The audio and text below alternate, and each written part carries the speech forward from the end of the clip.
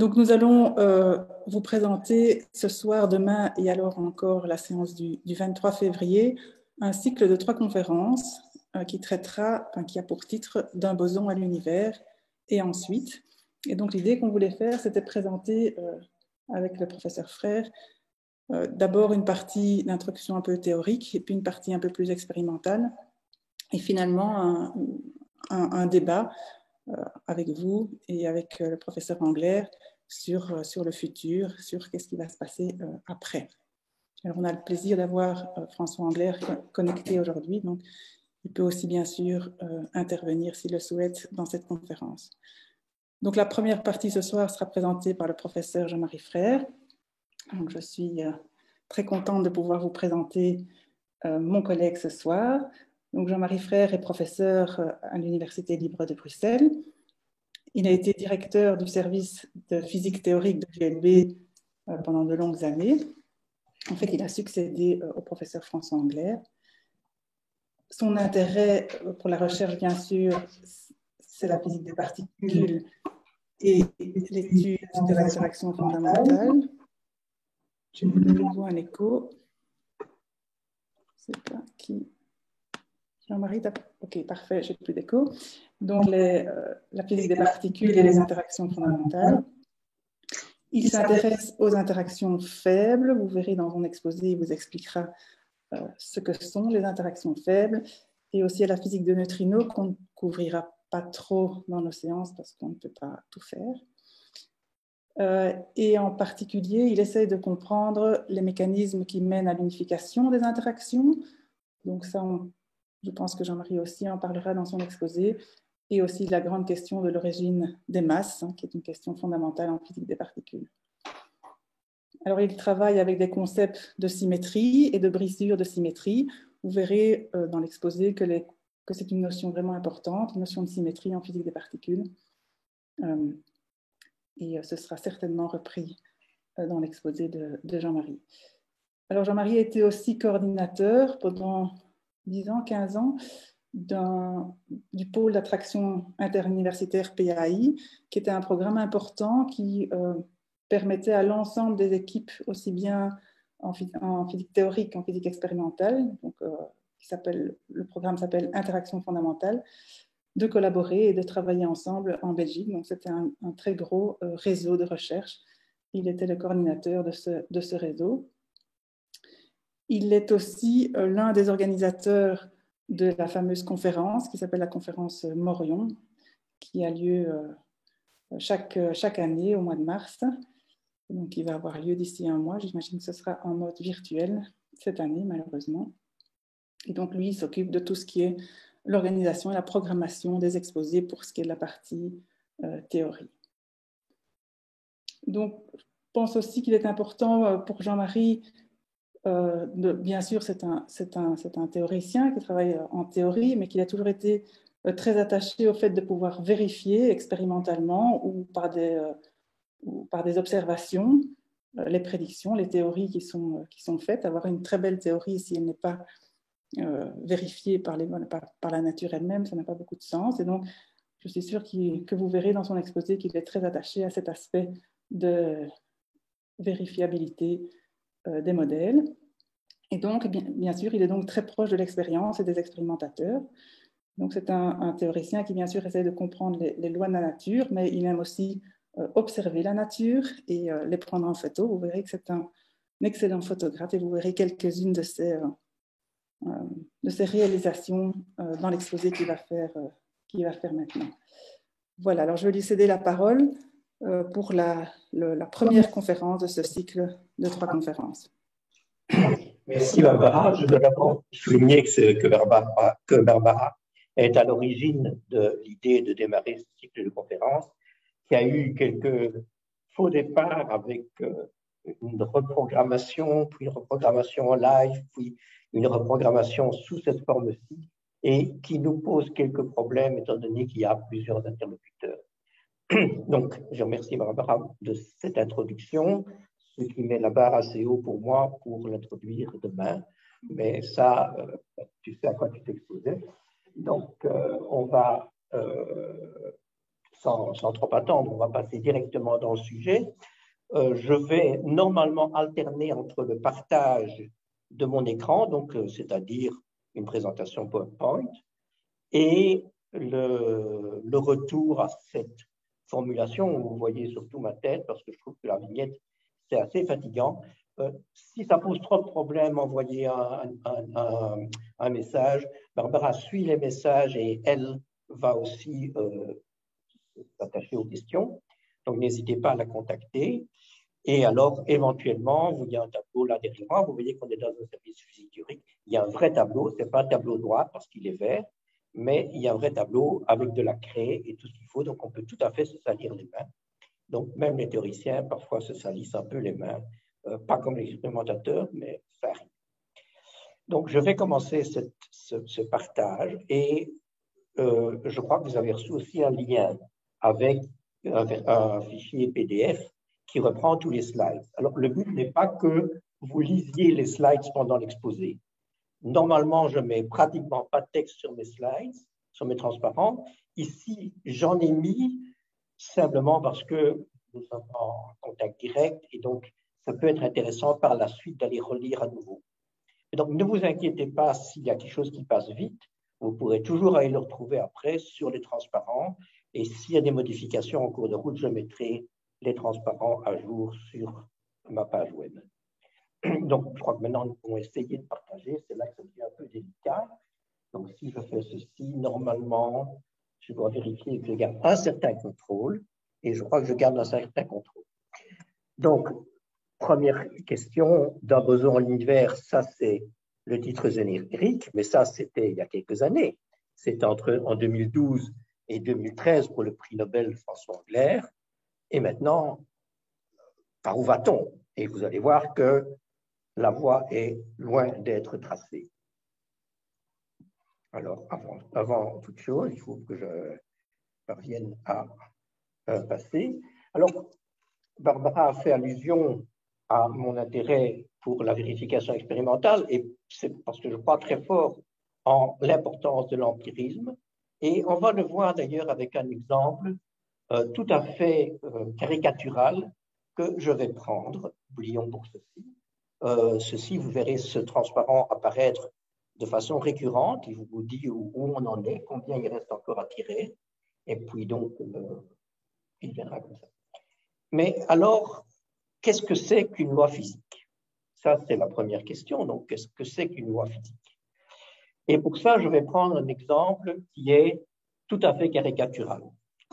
Il est caricatural. Je vais imaginer que nous n'ayons pas de bons étalons de mesure, que nous veuillons faire quelques mesures et voir si on peut en tirer des règles, des lois. Alors, qu'est-ce qu'on va prendre comme étalon de mesure? Je vais mesurer une table, par exemple. Avec quoi est-ce que je vais mesurer cette table? Alors, par définition, on est dans une situation où on n'a pas de règle officielle, donc je ne peux pas simplement aller chercher une règle officielle. Certains vous diront, bon, on va prendre un morceau de bois. Alors oui, mais un morceau de bois dans le climat belge, selon l'humidité, il va être plus long ou plus court. Alors un morceau de fer. Un morceau de fer, si je vais dans un désert, la nuit, il va être plus court parce qu'il fait très froid et la journée, il va être plus long parce qu'il fait plus chaud. Ça, c'est notre intuition de ce que nous connaissons de ces matériaux, mais il n'y a rien a priori qui nous dit qu'un étalon de mesure est meilleur qu'un autre. Alors, je vais prendre un exemple caricatural pour voir comment on peut, malgré tout, progresser. Et l'exemple caricatural, c'est que je vais prendre comme étalon de mesure un élastique. Alors, je me demandais, est-ce que j'ai un élastique sous la main? Oui, mais bien sûr, avec tous ces masques, on a des élastiques. Donc, je vais choisir une bande élastique. Et avec cette bande élastique, je vais mesurer la longueur d'une table. Une fois, deux fois, trois fois, quatre fois, cinq fois, six fois, etc. Je mesure la longueur d'une table. Et je vais faire ça pendant, je ne sais plus combien, plus de 50 heures. Mais disons une cinquantaine d'heures. Je mesure la longueur de cette table et vous voyez que j'ai un résultat qui est complètement laser pointer, voilà. Vous avez qu'on a un résultat qui est complètement farfelu. La longueur de la table, mesurée en élastique, varie de façon sauvage pendant la journée. tout à coup, ça fait beaucoup d'élastique parce que c'est un moment où l'observateur était très fatigué, puis peut-être qu'il a pris un petit café ici, et tout à coup, la table devient plus courte parce qu'il tire plus fort sur l'élastique, et ainsi de suite. Alors, cette courbe, elle est évidemment complètement inutilisable comme pour établir une loi physique sur la longueur de la table. Elle nous donne peut-être des choses à propos de la psychologie de l'expérimentateur, de son état physique, mais rien d'autre. Bon, jusque-là, c'est très idiot. Ça va le rester, mais enfin, on va quand même essayer d'en tirer quelque chose. Alors, une autre chose, c'est que pendant ce temps-là, parce que mesurer la table toutes les heures, pendant 50 heures, c'est quand même un peu fastidieux. Pendant ce temps-là, on lui demande aussi de mesurer une hauteur de 20 élastiques. Voilà, il monte ici à 20 élastiques. Et il laisse tomber une bille et il voit combien de temps ça met. Alors voilà, on a une courbe qui est tout aussi fantaisiste, mais prise au même moment, donc probablement un moment où il tirait de la même façon sur l'élastique. À nouveau, tout à fait fantaisiste. Par contre, lorsque nous regardons ces deux courbes, maintenant, nous voyons qu'il y a des anticorrélations. Quand cette courbe-ci monte, celle-là descend. Quand celle-ci monte, celle-là descend, et ainsi de suite. Alors, l'anticorrélation, elle n'est pas immédiate. Enfin, c'est la tendance haut-bas qui est l'anticorrélation. Ce n'est pas exactement la même image. Bon, que fait-on alors? À partir de là, on peut réfléchir un peu et se dire, mais s'il y a des corrélations entre ces deux courbes, on va les porter l'une en fonction de l'autre. Et voilà ce que ça donne. Donc, je mets ici le temps de chute d'une longueur de 40 élastiques, j'ai dit 20 tout à l'heure, mais c'était 40 ici. Et ici, je mets la longueur de la table, et chacun des points correspond à une heure particulière, mais pas dans l'ordre. Et ce que nous voyons maintenant, c'est que dans ce graphe-ci, nous avons une courbe qui est tout à fait lisse et qui me permet, par exemple, de dire si la table vaut 120 élastiques, alors la bille mettra 0,40 secondes à tomber. Donc, j'ai pu établir ici une loi physique à partir d'instruments de mesure qui étaient complètement farfelus. Qu'est-ce que ça veut dire? Ça veut dire qu'en fait, si on regarde les choses un peu plus loin, on peut se dire qu'on a échangé un mauvais étalon de mesure qui était l'élastique, et était mauvais parce que je voulais provoquer. On a changé ce mauvais étalon de mesure pour un étalon qui est meilleur, parce qu'en fait, dans l'histoire, ici, on a éliminé l'élastique. On n'a plus que le temps de chute en fonction de la table. C'est comme si on avait mesuré la hauteur de chute à l'aide de la table. Alors ça, ce sont les animations dont je n'ai pas besoin. Et donc, ce qu'on peut en déduire maintenant, c'est plusieurs choses. Tout d'abord, si on se souvient de ces cours de physique il y a longtemps, les unités ont énormément évolué. On est parti de la coudée ou bien du pied du roi, mais les rois, ça change. Et puis, on est arrivé, ce que beaucoup d'entre nous ont sans doute appris, la fameuse barre, 2 traits sur la fameuse barre de platine irradiée au pavillon des poids et mesures à Sèvres, près de Paris. Je me souviens encore de ces choses qu'il fallait plus ou moins malheureusement mémoriser. Et puis maintenant, c'est plus du tout vrai. Le mètre maintenant, c'est la distance parcourue dans le vide par la lumière dans une certaine fraction de seconde. Donc, on est arrivé à améliorer nos étalons de mesure. Au fur et à mesure que nos mesures devenaient plus précises, on a dû choisir des étalons qui nous permettaient d'avoir des lois. Mais quel est le critère? Finalement, on a choisi des étalons qui nous permettaient d'avoir des lois simples. Et des lois simples et des lois, ça veut dire aussi des lois utilisables. Ce qui veut dire que même si nous avons eu un arbitraire au départ pour le choix des étalons de mesure, à la fin du jeu, c'est le monde qui nous entoure qui nous dicte, et nos facultés de comprendre, qui nous dicte les outils, qui nous dicte les lois. Alors, ici, on trouve cette loi simple, c'est une courbe lisse, je ne vais pas vous en donner l'équation, mais ce qu'on trouve simple n'est pas nécessairement simple à première vue. Par exemple, si on veut faire de la mécanique quantique, on a une équation ici qui est extrêmement simple. Carré Fuchs égale moins m carré Fuchs. Bon, évidemment, avant de comprendre ce que ce symbole-ci veut dire, il faut faire peut-être 2 ans de calcul différentiel intégral. Donc, c'est la loi la plus simple pour décrire la mécanique quantique. Mais ce n'est pas nécessairement une loi simple. Autrement dit, nous utilisons les plus simples des équations possibles.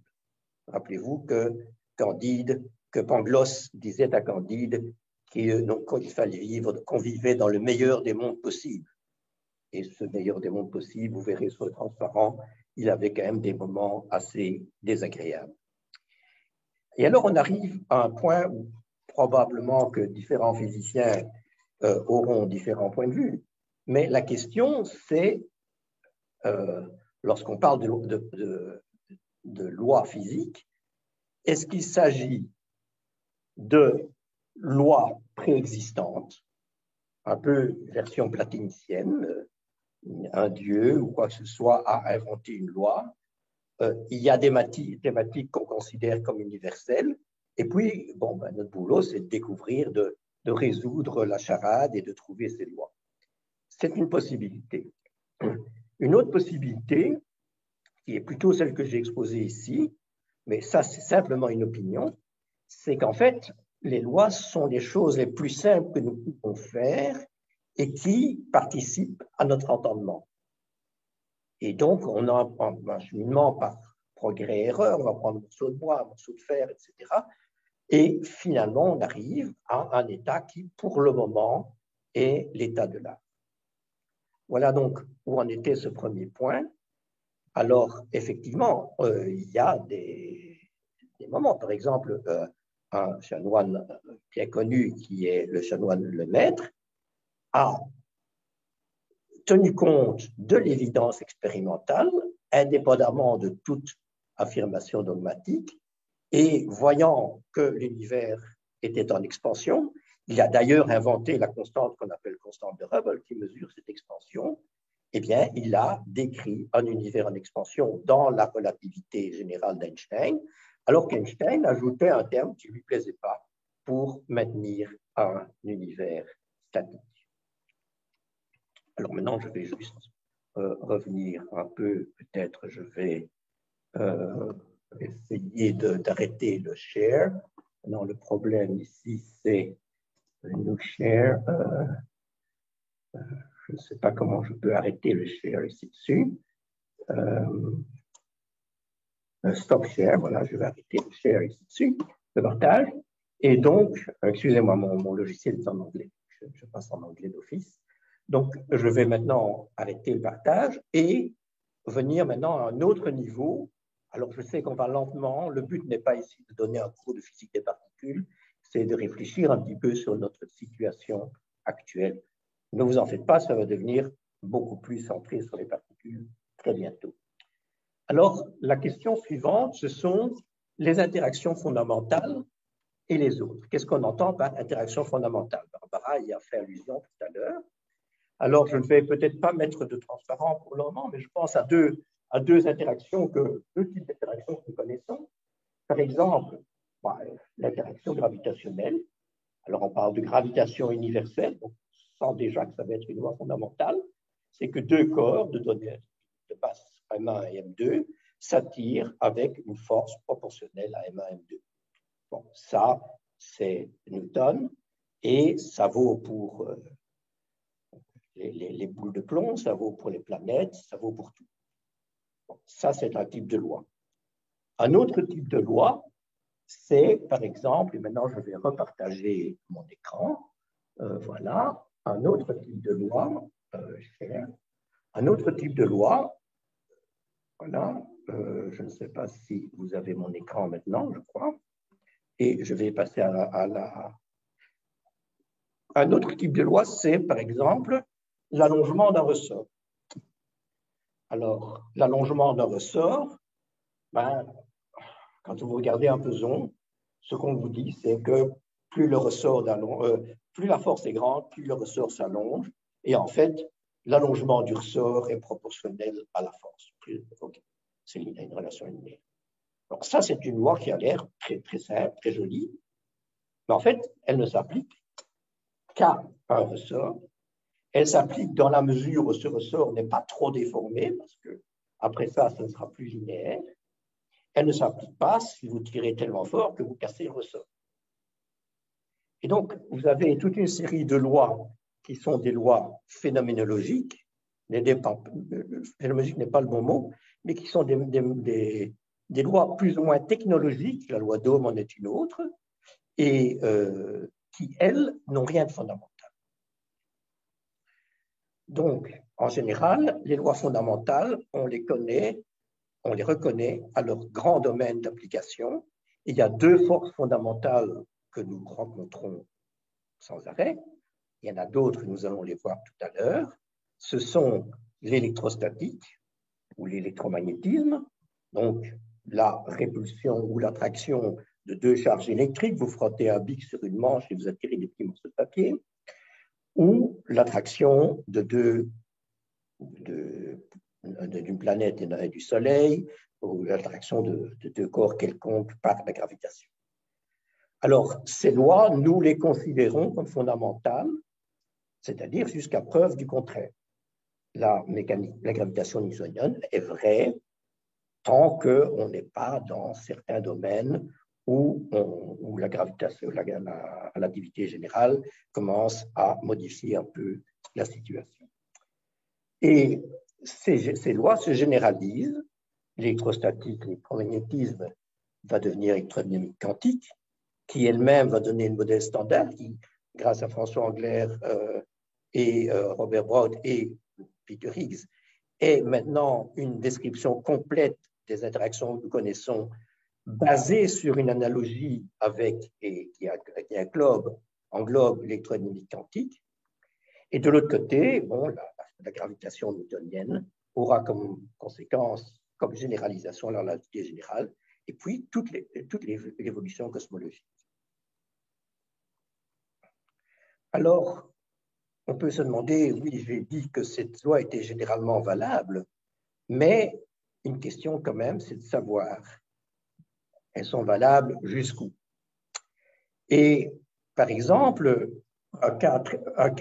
je vais commencer par le cas de la gravitation. Donc la gravitation, nous savons que ça marche très très bien ici pour le système solaire. Bon, ça c'est le mouvement newtonien des planètes ici pour le système solaire. La distance Terre-Soleil, pas de problème. Ça fait partie du mouvement des planètes, il n'y a aucun problème. Et puis, on va aller au niveau des galaxies. Et au niveau des galaxies, on a un problème. Parce qu'on s'aperçoit que les étoiles qui sont assez loin de la galaxie tournent très très vite, ce qui veut dire qu'elles devraient s'échapper s'il n'y a pas une masse énorme pour les retenir au centre de la galaxie, les retenir attachées à la galaxie. Et cette masse énorme, on ne peut pas en rendre compte. Si on compte toutes les étoiles, on arrive beaucoup trop court pour décrire cette masse. Et donc, la gravitation marche au niveau de la galaxie, à condition de supposer qu'il y ait une certaine quantité de matière noire qui n'a pas encore été observée, qui peut être des particules, qu'on observera peut-être un jour à nos accélérateurs, qui peuvent être encore autre chose. Si on va plus loin et qu'on regarde l'évolution de l'univers, alors ça marche très bien si on tient compte de l'énergie, de la matière noire, mais il y a aussi une force d'expansion qui est un petit peu comme ce que vous voyez quand une bulle de vapeur, dans de l'eau en ébullition, vous voyez une bulle de vapeur qui s'étend, et ça se met à bouillir simplement. Et c'est le même phénomène qui existe là, et c'est une analogie à ce qu'est l'énergie noire. Et là, à nouveau, on a quelques idées sur ce que peut être l'énergie noire, on a des modèles simplifiés, mais la généralisation de la gravitation aux très grandes distances ne tient qu'à condition d'accepter qu'on introduise ces deux éléments complémentaires. Alors, si je regarde de l'autre côté, on peut se demander quelle est la plus petite distance à laquelle nous avons testé la gravitation. Et la réponse, c'est 50 microns, c'est-à-dire un vingtième de millimètre. Alors, je vais redire ça autrement. Si je prends deux globules sanguins, ici, j'ai fait souffrir personne, ce sont mes globules sanguins. Si on prend deux globules sanguins, nous ne connaissons pas la force gravitationnelle entre deux globules sanguins. Alors, on ne soupçonne pas qu'elle soit très différente de l'extrapolation de la gravitation newtonienne. C'est très probablement ça. Mais on n'est pas capable de la mesurer à cette échelle-là. Pourquoi? Parce qu'il y a des champs électriques parasites, parce qu'il y a des effets de capillarité, parce qu'il y a un tas de phénomènes qui font que cette force qui est très petite, elle est complètement cachée ou perturbée par des tas d'autres effets qu'il est difficile d'éliminer. Et donc, la gravitation, finalement, des tests qui sont très, très élégants ont été faits à 1/20 de millimètre. Et il y a des théories où la gravitation pourrait être modifiée à des distances plus courtes, par exemple des théories qui comportent des dimensions supplémentaires. Alors, pour ce qui est de l'électromagnétisme, là, les choses vont beaucoup mieux. Pour l'électromagnétisme, nous savons que l'électromagnétisme tient jusqu'au niveau des galaxies. On n'a pas de raison de croire qu'ils ne tiennent pas plus loin, mais au niveau des galaxies, on peut imaginer quelles sont les sources, on peut voir quels champs magnétiques elles induisent, on peut les mesurer et on peut donc avoir des contraintes. Et puis, elles tiennent, mais elles tiennent extrêmement bas. Elles tiennent extrêmement bas parce que, donc vous voyez, ça c'est l'échelle 1 eV ou 1 micron, donc là on est un peu en dessous de la taille des globules sanguins. Et si je vais plus loin, donc maintenant je repousse ici le transparent précédent. Alors ici, on ne va plus compter en microns parce que nos microscopes s'arrêtent au micron. Ce n'est pas si facile de mesurer en dessous du micron. On va se dire qu'un micron correspond à peu près à un électronvolt. Et plus on monte en énergie, plus on descend en taille. Et donc, un électronvolt, ça c'est l'énergie de la chimie. Lorsqu'on va au CERN, les énergies typiques actuellement sont des 1 téraélectronvolt, même plutôt 16 téraélectronvolts. Et là, ça fait effectivement 1 téraélectronvolt, c'est 10 exposant 12 volts, 12 électronvolts, excusez-moi. Et j'ai ici donc écrit ça avec beaucoup de zéros pour impressionner. Et là, les tests de l'électromagnétisme à très courte distance, et ça marche très bien, c'est ce qui se passe au CERN. Et toutes ces zones, la gravitation n'est pas testée. Donc, nous verrons tout à l'heure qu'il y a des problèmes pour unifier la gravitation et les interactions électromagnétiques, mais les problèmes, ils se trouvent encore 10 ordres de grandeur sur la gauche de ce transparent et 10 ordres de grandeur sur la gauche de ce transparent, mais effectivement, nous n'avons pas, pour le moment, une vérification complète de ces lois. Voilà, donc nous revenons. Maintenant, je vais à nouveau arrêter le share, arrêter le partage. Voilà, donc maintenant, nous revenons. Et vous voyez qu'on a fait deux sérieuses digressions, mais enfin, on est quand même toujours à peu près dans les temps. Alors, au passage, je pense faire une petite pause vers 6 heures, très brève, 2-3 minutes, et ça nous permettra de voir aussi s'il y a des questions urgentes auxquelles il faut répondre, parce que le tableau, là, s'ennuie un petit peu de ne servir à rien. Mais nous allons quand même maintenant passer à la suite. Alors, quels sont nos outils pour mieux comprendre les interactions fondamentales? Je vais maintenant recommencer mon partage. C'est un peu fastidieux, mais c'est difficile de faire autrement et je trouve il y a un problème là. Voilà. Donc, alors je ne sais pas pourquoi le partage ne se fait pas de la bonne façon. Un instant. Il y a une désynchronisation entre ce qu'on... Ah non, pardon, excusez-moi. Ok, je sais ce qui se passe. Ici, donc ça c'est le point que nous en étions. Donc maintenant, les particules. Et nous allons essayer de voir de nouvelles interactions fondamentales, outre les deux que nous avions décrites précédemment. Alors, ne cherchez pas trop de symbolisme dans les images qui accompagnent ici la présentation. Ce sont des images de saison et je les ai mises plus ou moins selon ma perception du sujet. Alors, tout à coup, on va aller de plus en plus dans l'infiniment petit. Et lorsqu'on voit, par exemple, au microscope, cette fois-ci, j'ai pris des cellules, c'est quand même quelques microns, et on y voit des détails de l'ordre de 1 micron. Quand on va à nouveau 10 000 fois plus bas, on atteint le niveau de l'atome qui est composé d'électrons et d'un noyau. Un noyau ici et un nuage d'électrons tout. Le noyau lui-même, il est encore 100 000 fois plus petit que le diamètre autant qu'on puisse parler du diamètre de l'atome. Et donc, on est déjà à 10 000 fois 100 000. Bon, ça fait 10,5, ça fait 19. On est à 1 milliard de fois plus petit que la cellule, que le micron. Et là, le noyau, il est composé de protons et de neutrons. Et c'est ça que nous connaissons au niveau de la physique, de la chimie. C'est ça qu'on connaît en gros aussi au niveau de la physique nucléaire. Ce sont essentiellement les protons et les neutrons qui viennent en compte. Et donc là, on a toute cette partie-là qui joue. Alors, quand on va encore un peu plus bas, et là, je vais l'évoquer, le proton et le neutron, lorsque nous effectuons des collisions à très très haute énergie, on voit que le proton et le neutron ne se comportent pas comme des particules élémentaires. C'est-à-dire qu'ils vont se casser, se réorganiser en d'autres objets. Leur diffusion ne va pas être comme si c'était juste des billes, elle va être beaucoup plus complexe. Et ça conduit à l'hypothèse que le proton est composé de 3 quarks, le neutron est composé de 3 particules qu'on a appelées quarks.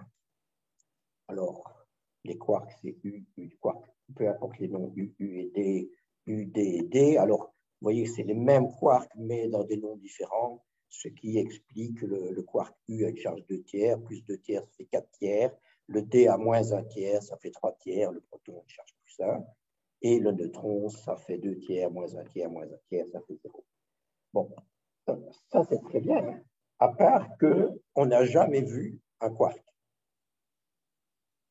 On n'a jamais vu un quark. On a cru qu'on pourrait arriver à les voir parce qu'ils étaient simplement trop liés et qu'en allant plus haut en énergie, en y allant plus fort, on arriverait à séparer les quarks.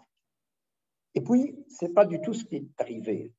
En fait, ce qui se passe avec les quarks, c'est lorsque je tire sur 2 quarks, j'essaie de les écarter, ça me prend beaucoup d'énergie et je donne assez d'énergie pour créer une paire de quarks-antiquarks et je me retrouve avec 2 ensembles, quark-antiquark par exemple, ce qui veut dire que je n'ai toujours pas des quarks isolés.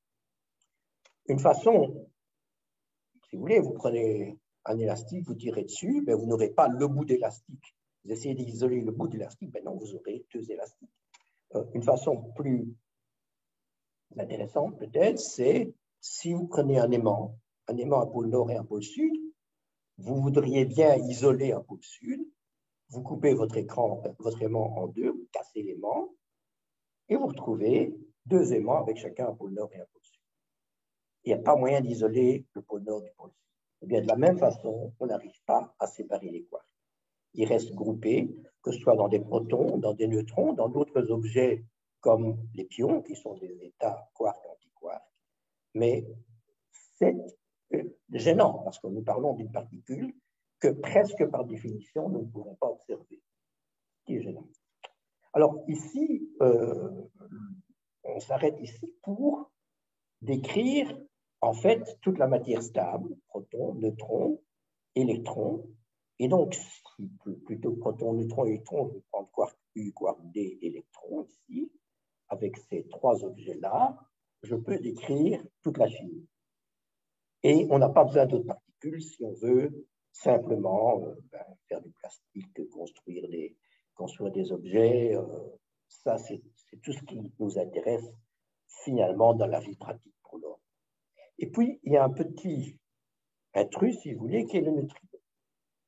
Le neutrino, je le mets là-dedans parce que ça fait aussi partie de la matière stable. Et c'est en fait, le neutrino, c'est le grand oublié. Alors, en même temps que je vous parle du neutrino, je vais aussi parler d'une deuxième chose qui est particulièrement exotique, qui sont les diagrammes de Feynman. Alors, le diagramme de Feynman que vous avez ici, il n'y a pas besoin de l'appeler de Feynman dans une première partie, parce que tout ce qu'il vous raconte, c'est une histoire. Il y a un brave neutron qui entre, il émet une particule, ici, qui est représentée en W, il s'en va, et en mettant cette particule-là, il a émis une particule de charge négative, il devient un proton. Le neutron entre, il devient un proton, il émet une particule. Soit. Ici, j'ai une autre particule qui entre, qui est le neutrino, et qui, dans l'interaction, devient un électron. Donc, en fait, je vais peut-être, je ne sais pas si je vais passer au tableau pour faire ça, mais oui, nous en étions à parler des particules de matière stable, et notamment le proton, le neutron et l'électron. Proton, neutron, électron, ça suffit à faire toute la chimie. Le proton, on peut le voir aussi lorsqu'on fait des particules élémentaires, qu'on va à des énergies beaucoup plus élevées. On peut voir que le proton lui-même a une structure, il est composé de 3 quarks U, U et D, tandis que l'électron, lui, ne présente aucune sous-structure. Alors, avec tout ça, on peut faire toute la chimie, toute la matière stable, mais dans la matière stable, il y a aussi une particule qu'on appelle le neutrino, qui n'intervient pas dans les réactions chimiques. En fait, nous allons voir qu'il intervient lorsqu'il y a en fait transmutation de la matière d'un élément atomique en un autre. Et pour ça, je vais passer à l'image suivante. Là, vous voyez, par exemple, nous avons une réaction, une réaction chimique, c'est une réaction nucléaire, mais nous avons ici un neutron qui interagit, par exemple, avec un électron. Ils échangent quelque chose, le neutron est transformé en un proton et le neutrino qui entre ici est transformé en un électron. Il y a un échange de charge entre les deux. Ce qu'on échange ici, c'est un boson W, nous y reviendrons. Alors, ce diagramme qui est un premier diagramme de Feynman peut paraître un peu rébarbatif. C'est un langage facile. Alors, c'est un langage qui est trompeur parce qu'en fait, les diagrammes de Feynman peuvent correspondre à un calcul qui est souvent très complexe et les particules qui interviennent ne sont pas toujours ce que nous appelons des particules réelles, mais parfois des particules virtuelles. On n'en est pas là ici. Ici, nous sommes dans un cas simple et ça correspond à peu près à une histoire. Donc, on a ici, par exemple, 2 personnes qui entrent par ici, qui se voient, qui échangent, par exemple, un regard et puis qui repartent chacune de leur côté. Alors, bon, ça, c'est le regard. Ici, ce sera un photon que l'un envoie à l'autre. Et s'ils partent de leur côté, bon, ben, c'est parce qu'ils ont choisi de partir chacun de leur côté ici. Ils marchent sur le sol et ils peuvent choisir leur direction.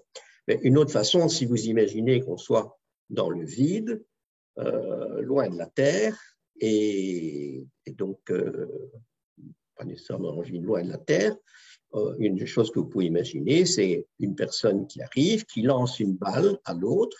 Du fait de lancer la balle, il y a un effet de recul. La personne qui reçoit la balle, elle-même ressent un effet de recul et on voit effectivement le changement de trajectoire. Donc, il y a un échange ici d'une particule qui peut être un photon, qui peut être quelque chose de beaucoup plus lourd comme une balle. Alors, dans le cas du neutron, ben, ici, par exemple, nous avons un neutrino électronique qui est une particule qui est émise par le Soleil, qui arrive, par exemple, qui arrive sur un grand réservoir d'eau. Dans un grand réservoir d'eau, elle interagit avec un neutron. Le neutron est transformé en proton. Alors là, on passe d'une charge 0 à une charge plus 1. Et ici, on passe d'une charge 0 à une charge moins 1. Donc, la charge totale au début, c'est 0. La charge totale à la fin, c'est 0. Tout va très bien au point de vue de la conservation de la charge électrique. Et la particule qui est échangée, en fait, c'est un boson W. Nous aurons l'occasion d'y revenir. Mais ces expériences existent avec des neutrinos solaires et effectivement, il a fallu quand même très longtemps pour observer ce phénomène. Mais les neutrinos, tout en étant des particules peu connues, sont parmi les particules les plus abondantes dans l'univers. Elles constituent aussi un fond de neutrinos, comme il y a un fond de radiation fossile. Alors, je peux aussi réécrire cette réaction autrement. Au lieu de mettre le neutrino entrant, je peux mettre le neutrino sortant, c'est-à-dire que je prends le neutrino ici et je le mets dans l'autre membre. Alors, pour ceux d'entre vous qui ont fait des maths modernes, si j'écris 1 plus 3 égale 4, je peux mettre le 3 dans l'autre membre, mais en mettant un signe moins. Si on n'a pas fait de maths moderne, on change le signe simplement. Et l'équation reste vraie. Donc, ici, on va mettre un neutrino électronique, mais je mets un antineutrino électronique là-bas, ce qui est l'équivalent du signe moins, et la réaction reste valable. Et ceci, c'est la désintégration du neutron en un proton, un électron, un antineutrino. C'est une des réactions qui sont essentielles dans les centrales nucléaires. Et donc, les centrales nucléaires qui sont autour de nous émettent des quantités énormes de neutrinos. On peut parler de milliards de neutrinos par centimètre carré lorsqu'on se trouve à quelques centaines de mètres du réacteur, plus exactement de milliards d'antineutrinos. Et en même temps, nous recevons une quantité tout à fait comparable de neutrinos électroniques qui, eux, viennent du Soleil. Il n'y a donc pas lieu de s'inquiéter. Ces particules traversent très facilement la Terre. La probabilité qu'elles interagissent dans notre corps et causent un problème est absolument négligeable. Voilà, donc je vais maintenant arrêter cette partie de l'enregistrement et revenir à l'enregistrement initial.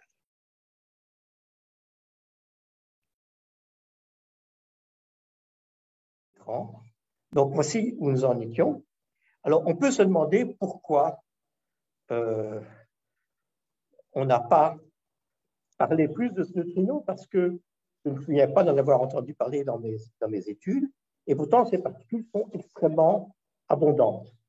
Donc, dans le cas des neutrinos, par exemple les neutrinos solaires, c'est aussi cette réaction, ces réactions de désintégration bêta qui servent de moteur au Soleil. Et dans le cas des neutrinos, nous avons de l'ordre de 10 milliards de neutrinos qui nous traversent par centimètre carré par seconde. 10 milliards de neutrinos par centimètre carré par seconde, vous multipliez par la surface de votre corps exposé au Soleil. Et ça, c'est de nuit comme de jour, parce que les neutrinos ont des interactions tellement faibles, ils sont produits de la réaction nucléaire, mais eux-mêmes ont des interactions tellement faibles qu'ils traversent la Terre sans aucun problème. Donc, de nuit comme de jour, le Soleil nous envoie ces milliards de neutrinos et les centrales nucléaires, elles, si vous trouvez à quelques centaines de mètres du cœur d'une centrale nucléaire, c'est-à-dire à l'extérieur de la clôture de sécurité, eh bien, vous aurez à peu près le même flux des milliards d'antineutrinos par centimètre carré et par seconde. Voilà. Donc, voilà la situation où nous sommes maintenant. C'est que nous avons parlé du point de départ avant le début de cette grande aventure, c'est-à-dire les quarks U et D qui font le proton, l'électron et le neutrino électronique. Et avec ça, en fait, si on commence à mettre un peu d'énergie, on peut construire une quantité impressionnante de particules. Il y a un bouquin qu'on appelle Particle Data Table, la table des particules. C'est un bouquin qui a maintenant 3 ou 4 cm d'épaisseur et où vous avez toute la zoologie des particules, c'est-à-dire toute la façon dont on recombine ces briques de Lego. Et puis, on a le photon, que nous connaissons, et le graviton, qui est celui qui est associé à la gravitation, et qu'on a observé maintenant les ondes gravitationnelles, donc c'est l'équivalent du photon pour les ondes électromagnétiques. Donc là, nous n'avons pas de problème, c'est la situation actuelle. J'ai déjà évoqué le boson W, mais on va y revenir. Entre-temps, ce qui s'est passé, c'est que dès 1936, on a observé une nouvelle particule, qui était le muon. Et c'est d'ailleurs tellement inattendu qu'il y a un physicien célèbre, je ne sais plus qui c'était peut-être Pauli, qui a dit Mais qui a commandé le muon? C'est une particule qui n'entrait pas du tout dans ce système-ci, avec un temps de vie, si je me souviens bien, d'un millionième de seconde, et qui n'a aucun rôle dans la chimie. Bon, elle nous fait du rayonnement cosmique qui peut être désagréable si on va beaucoup en avion, mais à part ça, elle n'intervient pas tellement dans notre vie courante. Et puis après, là, je suis en train d'anticiper, et vous allez voir pourquoi j'anticipe, bien des années après, en 1975, donc on saute quand même de 40 ans, on a découvert une autre particule. Alors c'est amusant parce qu'on l'appelle lepton, ces trois particules-ci, et les neutrinos, ils appellent les leptons, ce qui voulait dire léger. Et en fait, ce lepton léger, il est en fait lourd. Il pèse pratiquement 2 fois la masse du proton. Donc, on a continué à l'appeler lepton parce qu'il partage les propriétés des autres particules, mais nous avons cette particule assez curieuse qui est apparue. Alors, pourquoi j'en parle? Parce que je veux maintenant parler des interactions faibles. Et les interactions faibles, ce sont celles, dans ce cas-ci, ce qu'on appelle traditionnellement les interactions faibles, ce sont celles qui sont responsables de l'instabilité du muon et du lepton tau, par exemple, et d'un tas d'autres particules. Donc maintenant, la question, c'est, y a-t-il des interactions faibles? Et je vais prendre ici un exemple qui est de comparer des particules qui ont à peu près la même masse. Et je compare deux particules. Une qui est une particule qu'on appelle une résonance, mais qui est composée de quarks, le pi 1800. Il est composé de quarks. Il a un temps de vie de 10-24 secondes. Alors 10-24, je l'ai écrit, un millionième de milliardième de seconde. Donc 1 sur 1 suivi de 24 zéros. C'est extrêmement court. Ce n'est pas une mesure qu'on fait directement. Ceci, c'est une mesure indirecte. Ce temps de vie de 10-24 secondes. Et par contre, le lepton tau, qui a à peu près la même masse, vous voyez, 1,8 masse du proton, 1,77 masse du proton, lui a un temps de vie de 10-13 secondes, c'est-à-dire 10 ordres de grandeur plus long. Alors, bon, lorsqu'on parle de force d'interaction, si c'est une interaction qui provoque une désintégration, si l'interaction est très forte, la désintégration va être rapide. Et si la désintégration est faible, la désintégration va être très lente. Et puis, quand j'étais étudiant, on me disait les interactions fortes, les interactions faibles, ça c'est une interaction forte, ça c'est une interaction faible. Ah oui, mais il n'y a pas d'interaction entre les deux, ni quoi que ce soit.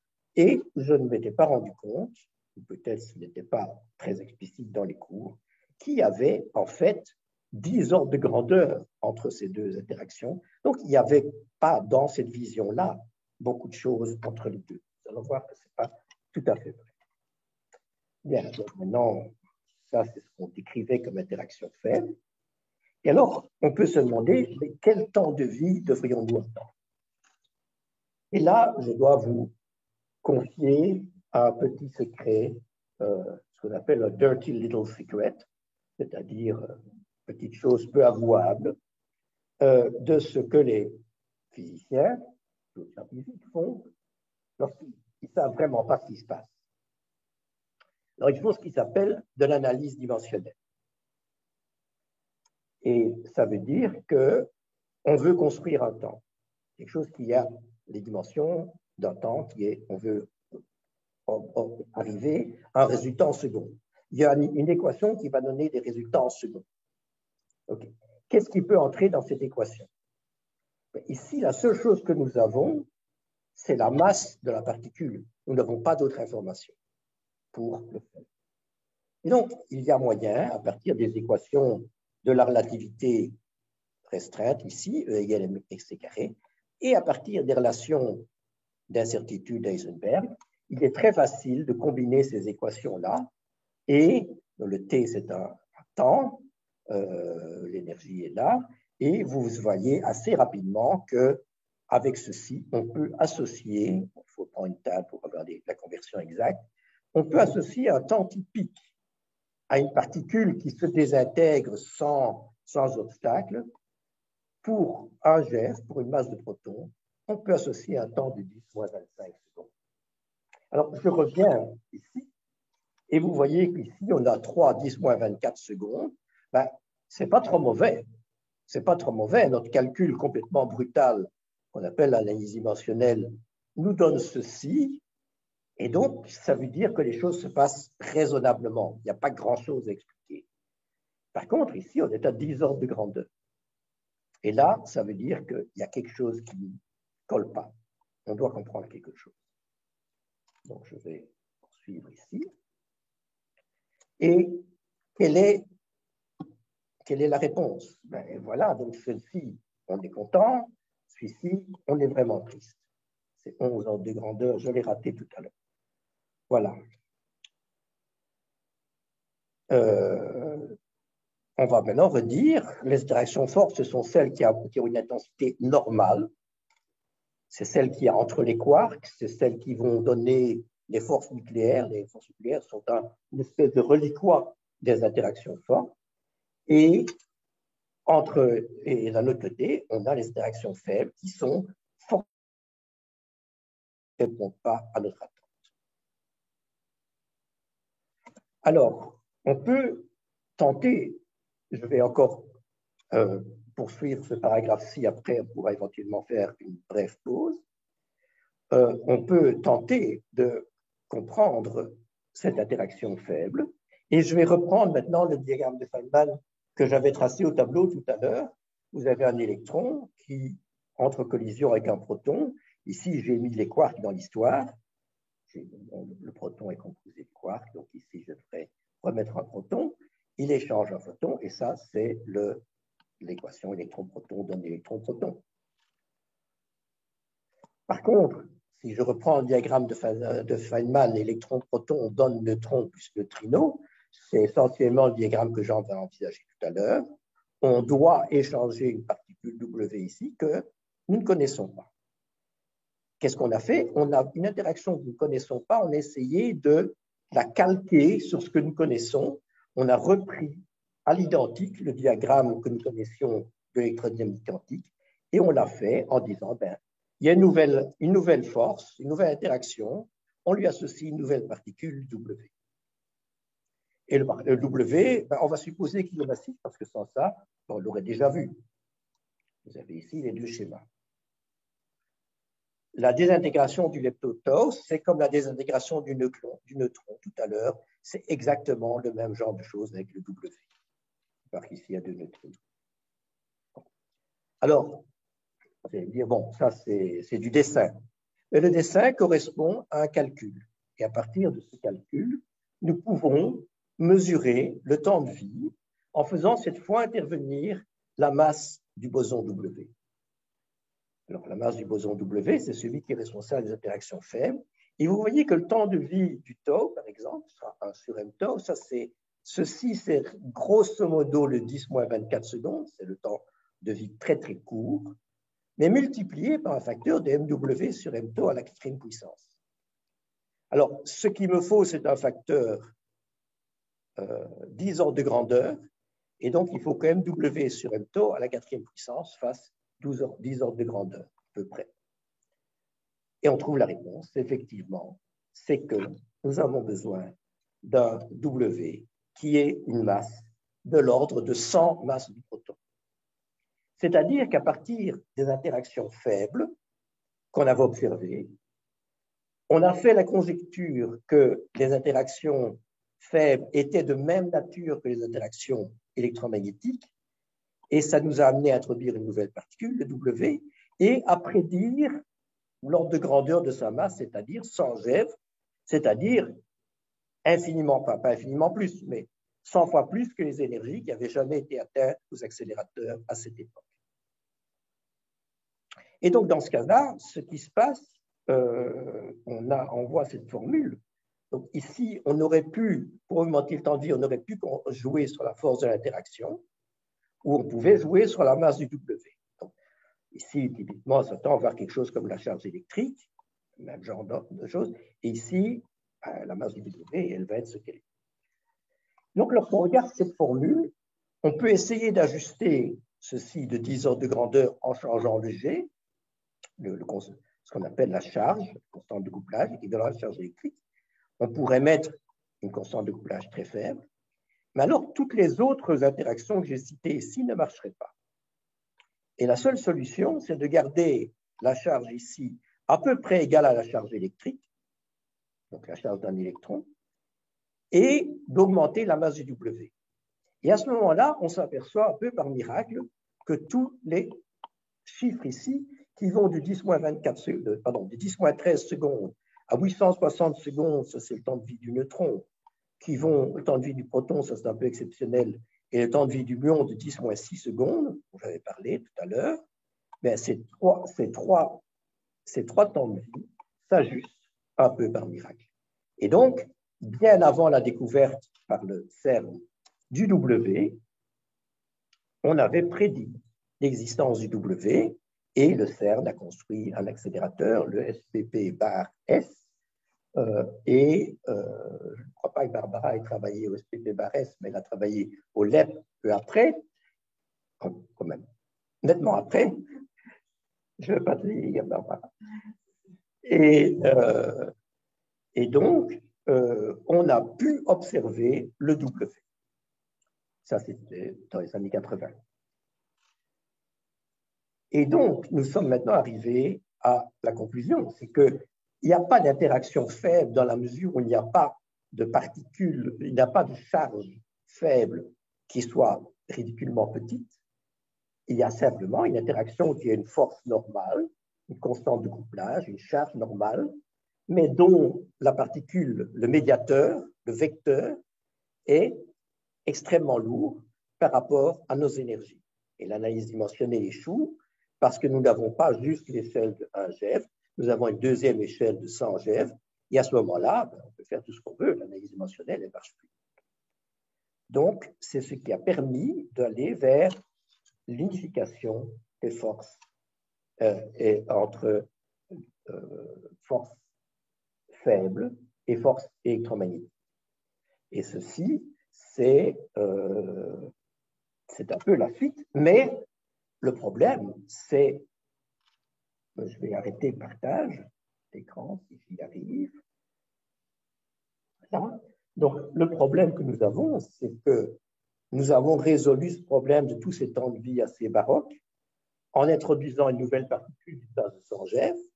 Première chose, il faudrait l'observer.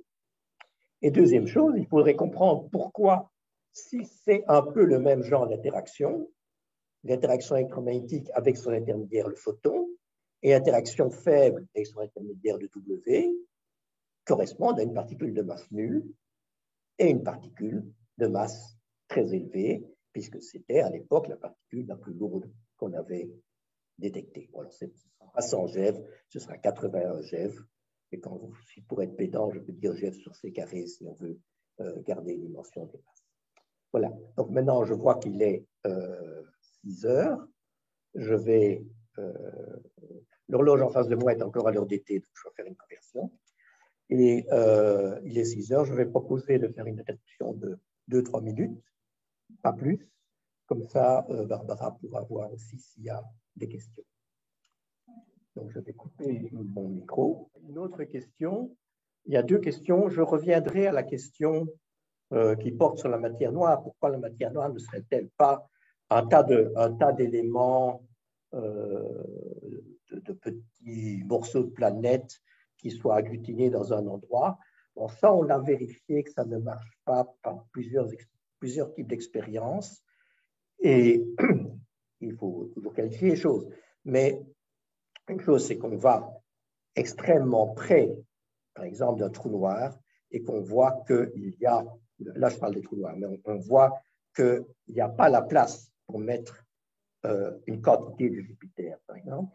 Une autre façon, c'est que si de tels corps existent, lorsqu'ils passent devant une étoile, ils vont faire ce qu'on appelle un effet de lentille, donc une amplification de la lumière de l'étoile par l'antigravitationnel. Et il y a des recherches qui ont été faites là-dedans. Et en tout cas, dans le contexte de ces recherches, la solution de Jupiter ne marche pas. Maintenant, cette question est en train de revenir à cause de la nouvelle population de trous noirs qu'on n'attendait pas par l'astronomie, l'astrophysique, et qui a été découverte par les fusions de trous noirs détectées par ondes gravitationnelles. Donc ça, je ne vais pas aller plus loin là-dessus pour le moment, parce que ça me mène assez loin du sujet principal. Donc si vous permettez, je vais maintenant recommencer reprendre l'exposé là où il en était, avec malheureusement le partage ici de l'écran, ce qui rend toujours la vision plus difficile. Et donc, la question suivante, c'est, écoutez, quelle a été cette théorie qu'on a faite? Et c'est la période du triomphe des symétries qui a joué entre les années 60 et, je dirais, 2012-2013, la découverte du boson de Bretagne-Higgs par les expériences CMS et Atlas au CERN. Et là, je suis certain que Barbara en était.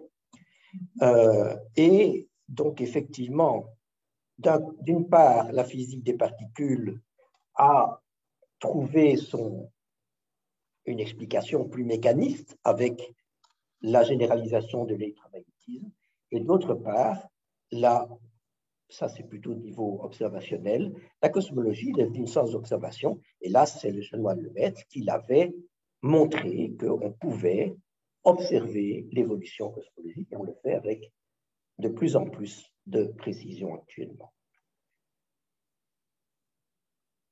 Donc, tout d'abord, lorsqu'on a, je parle des symétries, nous avons postulé l'existence d'une particule W, je l'ai appelé un vecteur d'interaction, pour nous on dira un boson vectoriel, peu importe, et l'idée d'une symétrie imposait qu'il existe une autre particule, le Z, qui soit son partenaire, et qui lui soit neutre.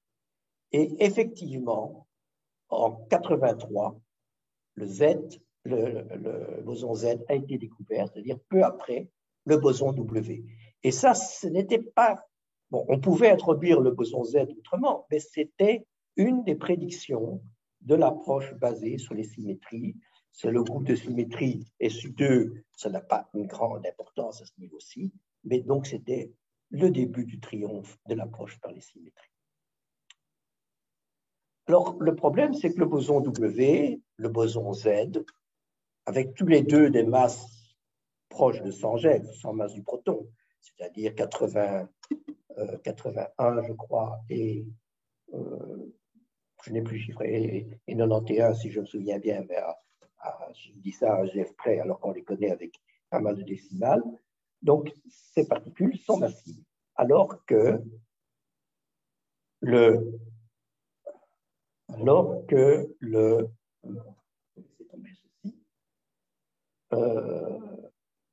la symétrie nous prédit l'existence du Z, mais encore faut-il que le W et Z attrapent des masses, et pas le photon.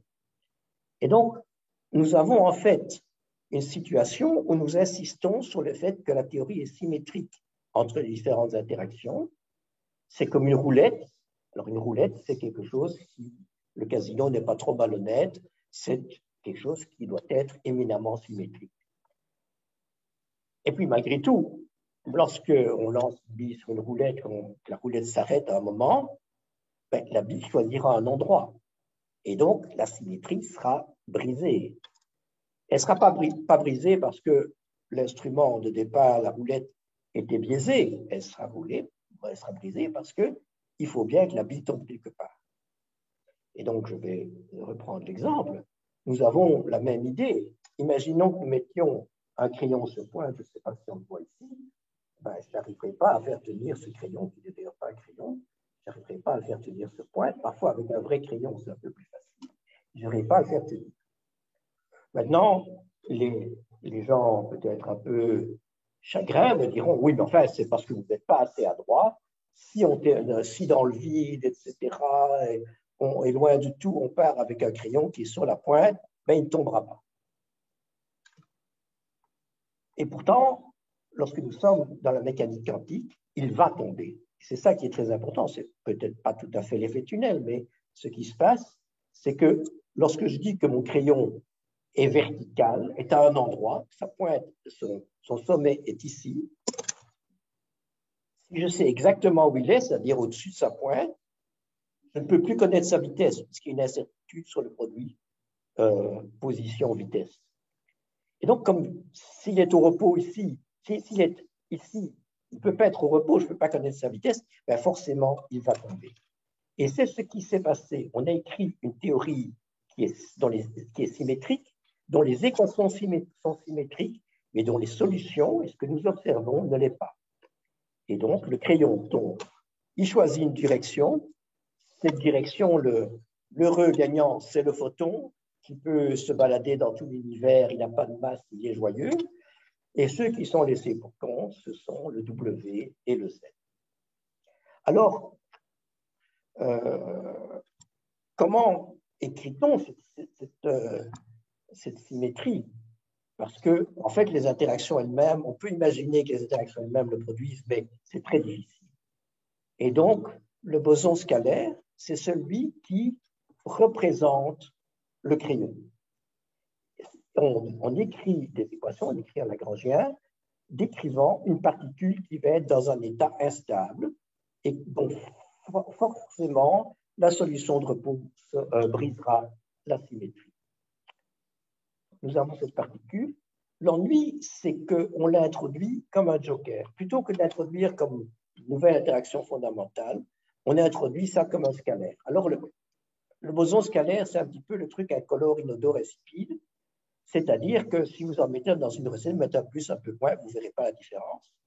Et donc, ça nous permet, ça veut dire que dans une théorie, on contrôle, alors que toutes les autres symétries sont contrôlées, on ne contrôle pas ces paramètres, ces propriétés. Et donc, on savait que ce scalaire devait être là, on savait qu'il devait donner une masse boson W et Z, on savait quelle masse il devait donner, mais on ne pouvait pas prédire exactement ces autres propriétés. La seule chose qu'on savait, c'était qu'il devait avoir une masse inférieure à 1000 GeV, le TeV, parce que sans ça, on avait des problèmes de calcul dans la théorie, il y a des infinis qui apparaissaient, ça ne pouvait pas marcher.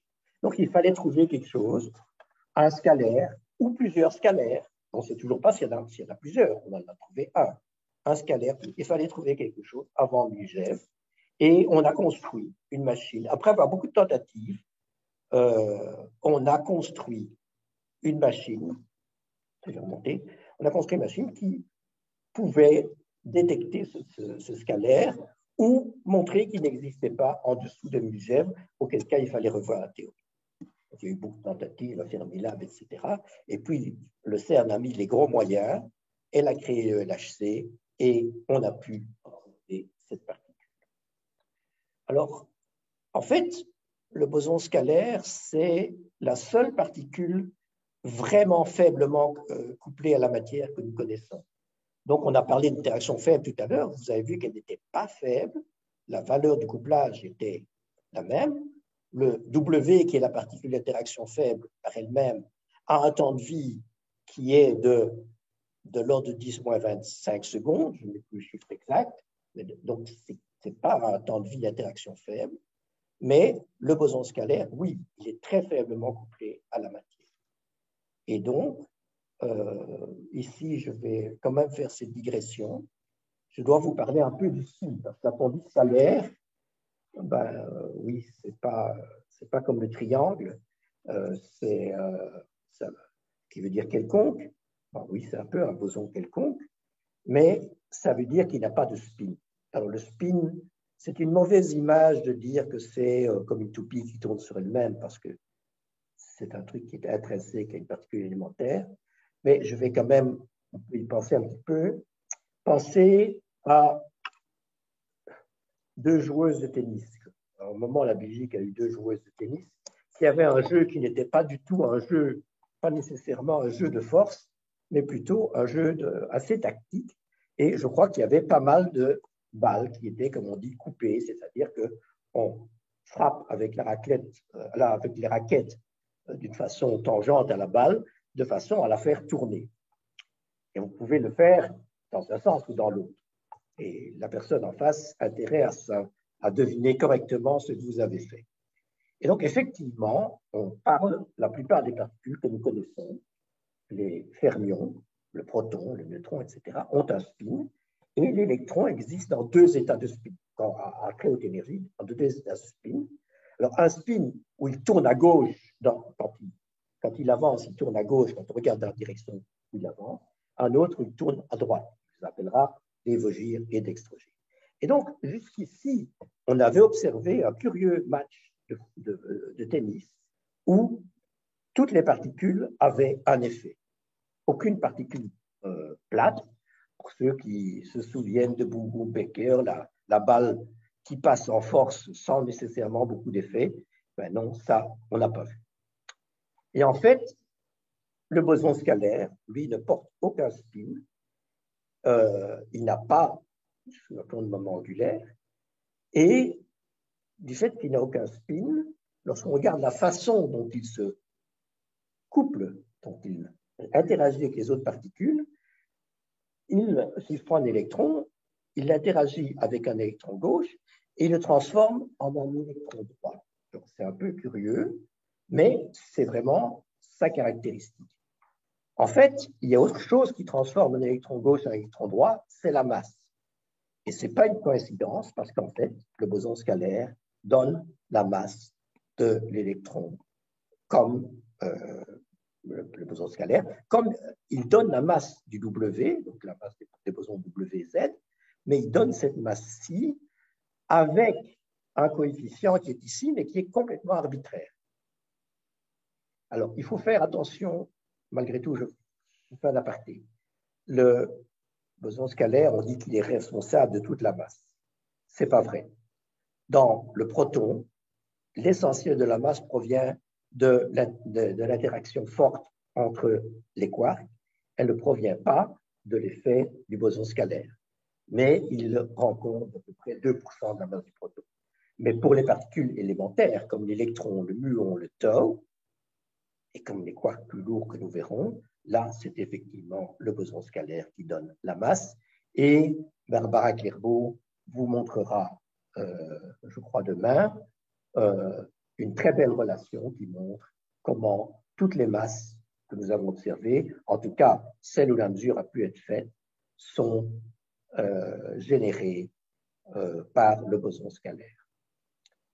Alors, effectivement, c'est ceci que Barbara va mesurer demain, c'est la constante qui couple le boson scalaire, le fermion au boson scalaire, qui va donner la masse. Et donc, quand on compare les choses au W, on voit que ce couplage-ci, cette interaction-ci, est de 10-6 fois la constante habituelle des interactions faibles ou de l'électromagnétisme. Donc, cette fois-ci, nous avons effectivement un vrai couplage faible, intrinsèquement faible. Ce n'est pas parce qu'il y a un intermédiaire lourd qui joue, c'est une situation intrinsèquement faible. Moi, je l'ai appelé interaction faiblarde. Je me suis attiré des sourires un jour dans les locaux de l'Académie française pour un exposé de vulgarisation parce qu'on m'a dit, ah, ça c'est bien un Belge qui ne sait pas parler, qui ne parle pas français. En fait, on était à côté de la salle du dictionnaire et le mot faiblard existe dans le dictionnaire de l'Académie française depuis 1935. Je me suis quand même empressé de vérifier après coup. Alors, jusque-là, tout ceci, c'était des hypothèses et c'est en 2012 qu'on l'a observé. Et pourquoi a-t-il fallu si longtemps? 2012. La masse de cette particule, elle n'est pas si énorme. On sait qu'elle est 225 gigaélectronvolts, ou si vous voulez, à peu près 125 masses du proton. Alors que le W et le Z, et ça, on est dans les années 1980-82, là, ils ont des masses de 80, allez, je vais à la grosse louche, 80 et 90. Écoutez, il a quand même fallu 30 ans pour passer de 80 à 120. Ça ne paraît pas raisonnable. Mais effectivement, la raison, c'est que alors que ces particules-ci interagissent assez fortement avec la matière que nous connaissons, c'est-à-dire avec les projectiles qu'on envoie dans les accélérateurs, que ce soit les protons, que ce soit les électrons, la particule H intervient avec un lambda H qui est de l'ordre de 10-6 du couplage habituel. Vous devez mettre ça au carré et vous voyez que même si vous avez l'énergie nécessaire pour produire la particule, vous en produirez extrêmement peu, c'est-à-dire 10-12 fois moins que des WZ. Et c'est la conjonction au niveau du LHC, du grand accélérateur du CERN. Alors LHC, hein, c'est pas secret, ça veut dire Large Hadron Colliders, ça veut dire large s'il est grand, hadron, ben, c'est parce que c'est des choses lourdes, c'est-à-dire c'est des protons, c'est pas des leptons comme les électrons, et puis collider, ben, ça on a compris. Et donc c'est pour ça que c'est pas parce que la particule H était lourde, c'est parce qu'elle est particulièrement peu couplée et qu'elle est le premier exemple de ce que j'appellerais une interaction faiblarde. Alors bon, je ne vais pas réécrire l'histoire, peut-être que Barbara le fera, mais vous voyez qu'on a ici la découverte au CERN. De façon amusante, c'est la première fois que François Englert et Peter Higgs se sont rencontrés alors qu'ils avaient produit leurs travaux en 1964. François Englert et Robert Broad d'abord, Peter Higgs un peu plus tard. Et il reconnaît d'ailleurs qu'il n'a commencé son travail qu'après que les travaux de François Englert et Robert Broad aient été soumis. Et Robert Broad, lui, n'a pas pu y assister puisqu'il était malheureusement décédé avant et que le prix Nobel ne s'accorde pas à titre posthume. C'est pour ça qu'il ne l'a pas eu. On est resté avec deux noms. Certains auraient voulu voir le CERN, mais je crois que c'était implicitement un hommage à Robert Broad que l'on soit resté avec deux noms. Alors là, ça c'est la récompense suprême, évidemment. Lorsque vous avez atteint ce niveau de notoriété, vous avez le droit de déguster la glace Nobel avec une vraie pièce en chocolat à l'effigie de la médaille Nobel qui n'est servie qu'au prix Nobel dans le musée du même nom. Voilà. Alors, ben, je crois qu'on a déjà fait pas mal de chemin ici-dedans. Et la question, mon problème, c'est qu'on accumule évidemment la matière. Je ne crois pas qu'il y ait des choses extrêmement difficiles, mais il y a malheureusement une accumulation de niveaux. Et la question maintenant, c'est de voir quelques autres propriétés des interactions faibles. Et ces propriétés sont très importantes. Parce qu'à nouveau, vous pourriez vous dire, ben, le triomphe des symétries, ben, les théoriciens avaient tout prévu, et donc il suffisait de faire quelque chose qui était beau, symétrique, etc. Et ça n'avait pas la peine d'aller dépenser des tonnes d'acier, des quantités astronomiques de francs suisses qui n'arrêtent pas de monter, et c'était pas possible. Ça ne servait peut-être pas la peine. Mais en fait, non.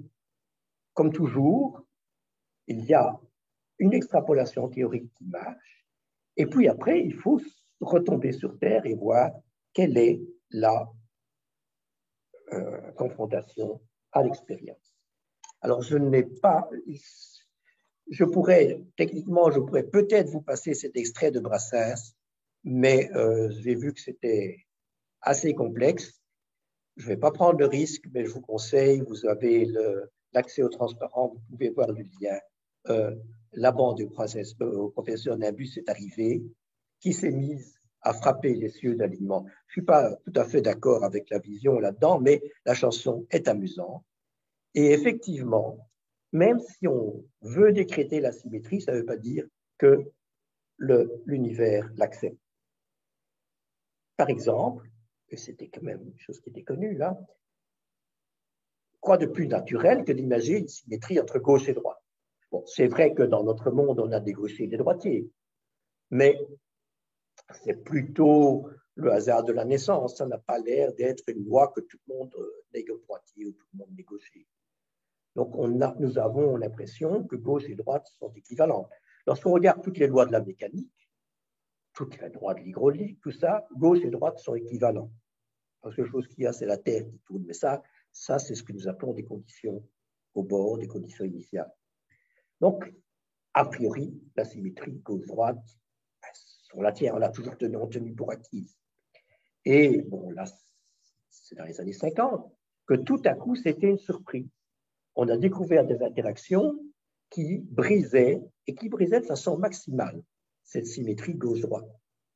C'est-à-dire, c'était comme si les droitiers étaient exclus du jeu.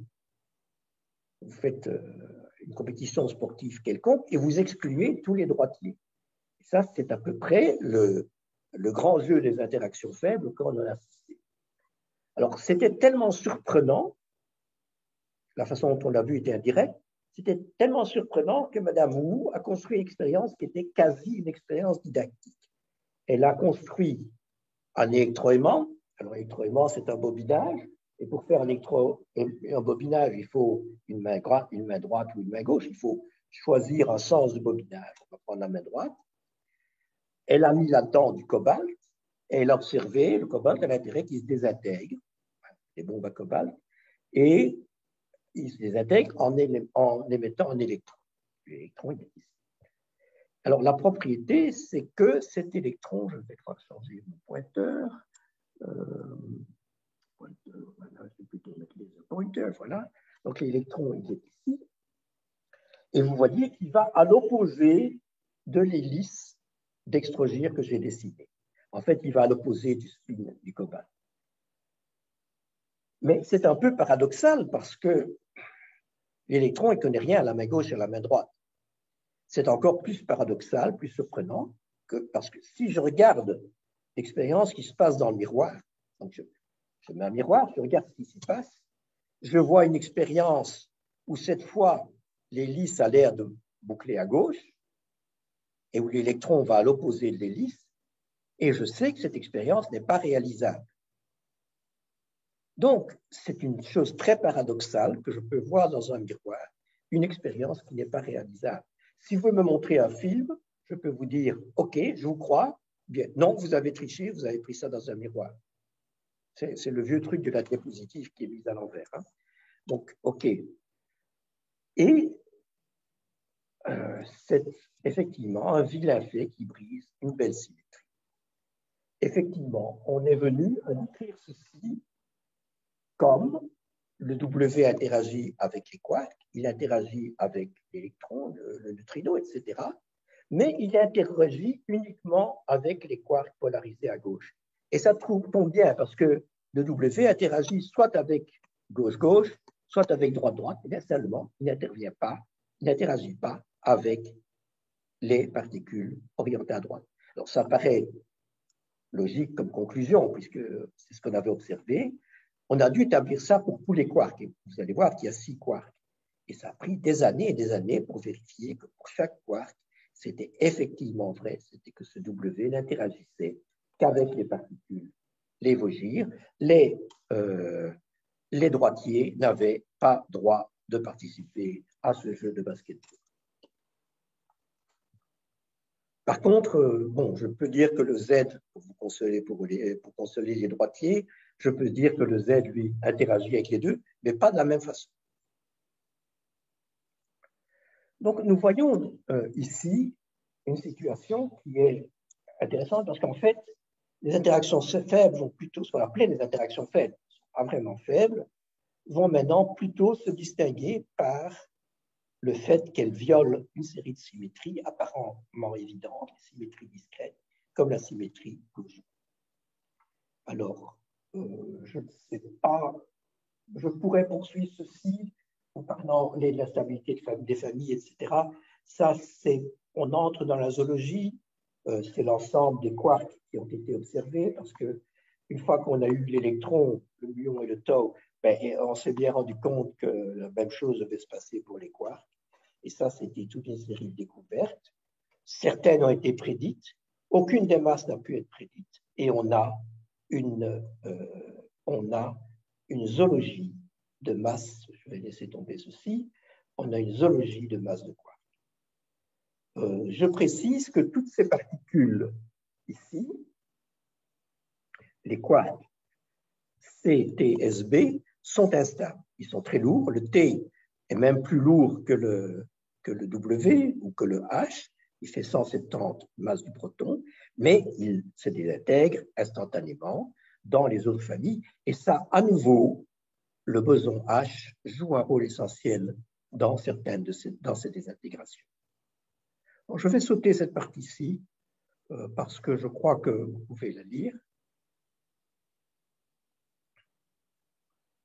Alors, maintenant, il nous reste à comprendre d'autres choses.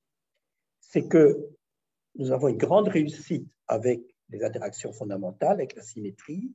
L'interaction avec le boson scalaire a permis de comprendre comment le W et le Z attrapaient une masse.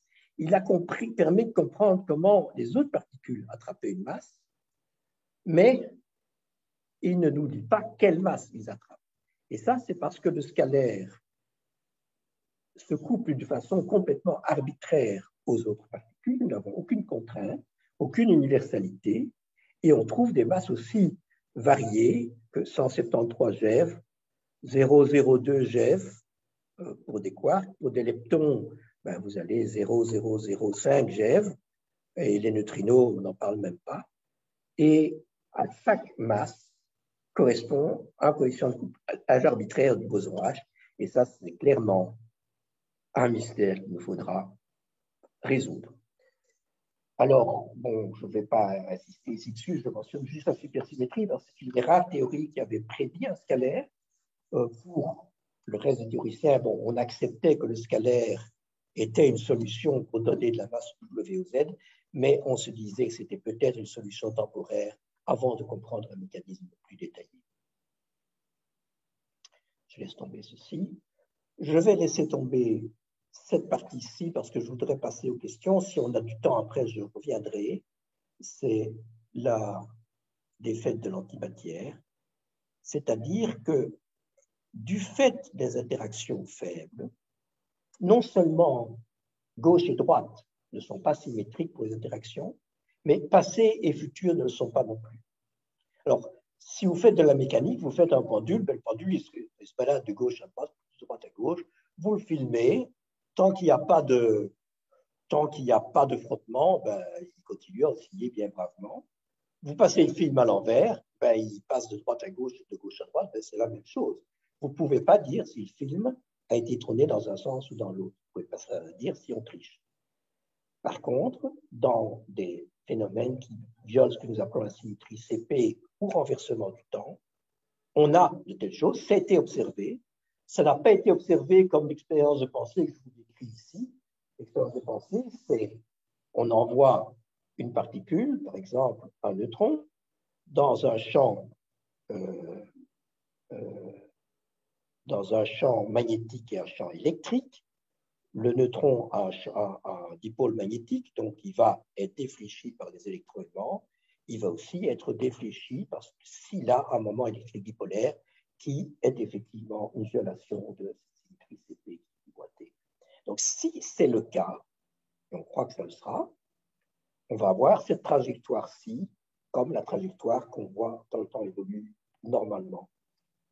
Par contre, si on retourne le temps, alors je dois retourner le courant dans tous les électrons aimants, je remets ma particule ici, et alors on s'apercevra que la trajectoire ne sera pas le retour identique, mais sera le retour différent. C'est lorsque je prends un chemin pour aller à l'université le matin et je reviens par un autre chemin le soir. Et donc, il n'y a pas de perte, il n'y a pas d'entropie, il n'y a rien du tout là-dedans, il y a une asymétrie. Et cette asymétrie est liée à l'asymétrie entre matière et antimatière qui explique que nous avons actuellement un petit excès de baryons par rapport aux antibaryons, c'est-à-dire qu'au départ, dans l'univers, c'est la gravité qui probablement crée toutes les particules. Elle crée autant de particules que d'antiparticules. Donc, logiquement, elle devrait s'annihiler joyeusement, il ne devrait plus rester grand-chose. Et en fait, parce qu'il y a une asymétrie entre matière et antimatière, nous pouvons expliquer, nous avons des modèles qui permettent de l'expliquer, nous n'avons pas une théorie définitive parce que ces modèles font intervenir des particules extrêmement lourdes. Alors, je vais m'en tenir là. Les perspectives, nous en discuterons probablement lorsqu'il y aura notre débat. Et je vais donc m'interrompre ici pour faire face aux questions. Et je fais déjà réponse à une des questions. Pourquoi est-ce que l'analyse dimensionnelle est sale? Bon, c'était une façon de jouer un peu. C'est Dirty Little Secret, c'est une espèce de poncif des journalistes anglo-saxons qui adorent mettre ça comme titre pour accrocher les clics de souris. Mais simplement, c'est parce que c'est le truc qu'on fait en absence de connaissance. Et quand on a un phénomène nouveau, on ne va pas aller faire un calcul détaillé. Même si on est théorie, on ne va pas faire un calcul détaillé. On va d'abord faire une estimation d'ordre de grandeur. Et c'est un aveu d'ignorance.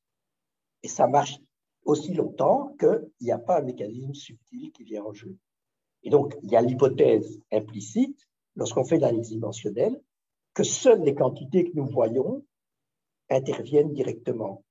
Donc, si on a une particule d'un gène, on se dit, on va jouer avec une énergie d'un gène, on va construire avec ça un temps, une énergie, etc. Et on ne soupçonne pas qu'il y ait dans le mécanisme peut-être une particule de sang gène. Donc, une fois maintenant vous prenez la théorie, vous ne ferez plus jamais d'analyse dimensionnelle pour ce genre de calcul. Sauf pour se rendre compte qu'il y a un problème.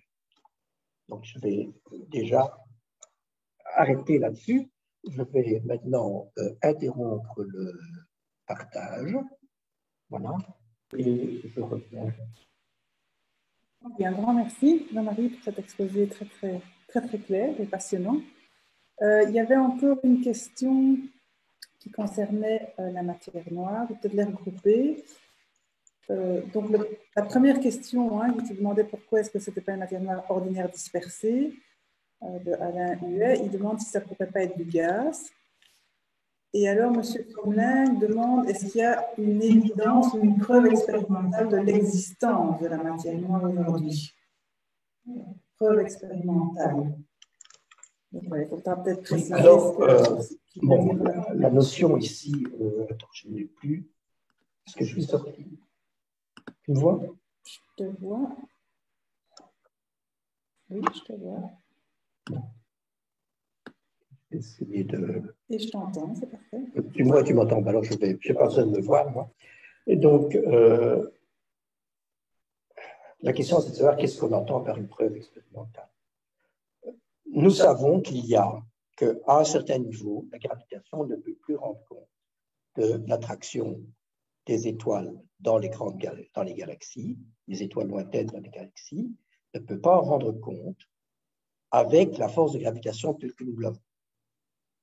Alors, il y a au moins un choix possible, c'est de se dire, mais nous n'avons pas assez d'informations, nous ne voyons pas toute la matière. Donc la gravitation, on n'y touche pas, c'est sacré, on n'y touche pas.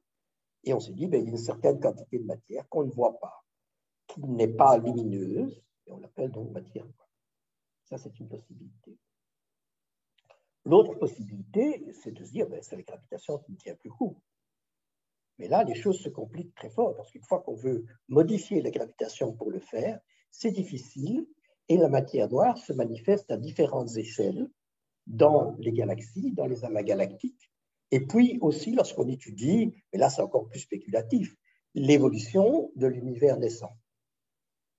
Et donc, il faut un modèle qui permette, aussi bien que la matière noire, de rendre compte de tous ces phénomènes-là. Plus certains autres événements qu'on voit, par exemple le Bullet Cluster, où on voit des événements astronomiques de deux objets qui se traversent, dont la partie visible se traverse, et avec une certaine quantité un potentiel gravitationnel qui reste coincé. C'est donc, évidemment, le jour où on découvre une particule qui est de la matière noire, on dira qu'on a prouvé. Entre-temps, les deux hypothèses existent. je dirais que c'est très difficile, il y a beaucoup de tentatives, mais c'est très difficile de faire une théorie assez élégante et qui donne une explication de tous les phénomènes qui sont associés à la matière noire. Non, il n'y a pas que la matière noire, il y a l'énergie noire aussi. Et une des possibilités qu'il ne faut pas négliger, c'est que la matière noire ne soit pas une seule chose, mais par exemple, des populations de trous noirs peuvent contribuer à ce qu'est la matière noire, et puis peut-être des particules pour le reste, ou des choses plus compliquées. C'est tout à fait possible. Simplement, les estimations qui existent pour les gaz, etc., ne marchent pas pour le moment. Et alors, bon, il y a des recherches, diverses recherches de matière noire, ça c'est vraiment l'évolution. On essaye, c'est une matière qui est très faiblement interactive, ça fait partie des interactions faiblardes.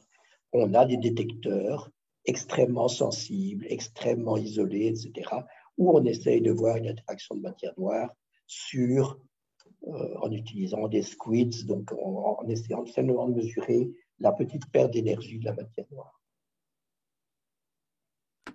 Je reviendrai un petit peu là-dessus demain, sur ces expériences. Je reviendrai un petit peu là-dessus demain. Tu reviendras là-dessus. Dans un peu le même, toujours dans le même ordre d'idées, il y a une personne qui demande est-ce que l'énergie sombre n'est pas encore plus intrigante que la matière noire? Donc là, on passe d'un... Oui, bon, évidemment, on va partir sur les aspects cosmologiques qui sont ceux que je n'ai pas tellement donnés. Mais l'énergie sombre, bon, on a un univers qui est en expansion. On a de la matière noire et on y pense à quelque chose comme quelque chose de corpusculaire. Que ce soit des Jupiters, on sait que ce n'est pas ça, mais que ce soit Jupiter ou des particules, on y pense comme des petits grains. Et lorsque l'univers s'étend, ben, cette matière noire, elle se dilue. Et ça, c'est caractéristique. C'est ainsi qu'on décrit l'effet de la matière noire sur l'évolution de l'univers. Et puis, on a une force qui continue sans arrêt à pousser l'univers. Et plus l'univers s'étend, lorsque l'univers s'étend, la densité de cette matière, de cette énergie, reste constante. Donc, si sa densité est constante, ça veut dire qu'elle augmente en sa contribution totale. Et c'est pour ça que je prenais l'image tout à l'heure, parce que bon, si vous dites que c'est le moteur de l'inflation, ben alors si elle se dilue, ben à un moment, l'inflation devrait s'arrêter. Et en fait, ce qui se passe, c'est l'image de l'eau. Vous avez de l'eau qui est chauffée, dont la température à pression atmosphérique est normale dépasse 100 degrés. Il n'y a rien qui se passe jusqu'au moment où à un endroit, il y a une petite nucléation, il y a une petite bulle qui continue. Et si cette petite bulle devient assez grande, tout à coup, elle s'étend, elle s'étend, elle s'étend. L'énergie de surface est combattue par l'énergie libre qui est libérée par la progression de la bulle. Et donc, la bulle, plus la bulle s'étend, plus elle a d'énergie libre pour finalement éclater. Et donc, ceci dit, est-ce que l'eau qui bout est une chose terriblement exotique? Je n'en sais rien. Comment on la réalise dans les modèles? Ben, pour le moment, la plupart des modèles qui réalisent cette énergie noire, cette inflation, reposent sur l'addition de nouveaux scalaires qu'on n'a pas encore observés, et c'est donc introduit malgré tout d'une façon assez importante. Peut-être d'ailleurs pour revenir sur les scalaires, il y avait une question intéressante de Serge qui explique pourquoi le boson H est justement un boson scalaire et pas un boson vectoriel comme le Z et le W, puisque c'est aussi des bosons, comme les bosons de Joule ou le gluon par exemple. Donc ça, c'est un point important. Pourquoi est-ce qu'il doit être scalaire? Oui, c'est difficile de répondre à ça sans être technique, mais je crois que j'ai donné un peu un élément de réponse. Lorsqu'on parle du W et du Z, c'est plus compliqué. Mais si on accepte que le boson scalaire H donne la masse de l'électron, du muon, etc., ces particules sont des particules qui ont des licités. Et pour faire la transition gauche-droite, pour donner une masse, il faut une transition gauche-droite. Et ça, c'est ce qu'un scalaire fait. Donc, à partir de l'existence du fait qu'il donne la masse, vous savez qu'il doit être un boson scalaire. Aussi, bon, je n'ai pas parlé de la condensation du boson scalaire, de sa valeur moyenne dans le vide, mais ça veut dire que la solution en question, si c'était la valeur moins infinie d'une particule vectorielle, ben on aurait une direction privilégiée dans l'espace, ce qu'on n'a pas. Donc, je crois que c'est la solution la plus simple. Maintenant, et en tout cas, si on donne une masse aux fermions, c'est la seule.